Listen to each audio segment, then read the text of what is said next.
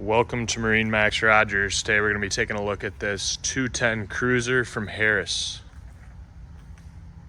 Stepping aboard this 210 cruiser, you can see that we are powered by a 115 Mercury 4-stroke. We do have a tow bar in the back here for water sports. This is a center walk-through dual helm layout, so we have 4 couches in all the corners, and then dual captain's chairs with flip down armrests, extra comfortable, Clarion audio head unit up here, as well as a wireless phone charger for your captain. We have a large storage box underneath this backrest of this furniture, which flips down really nice. It's a great spot to keep the cover for the boat. It fits in there just perfectly.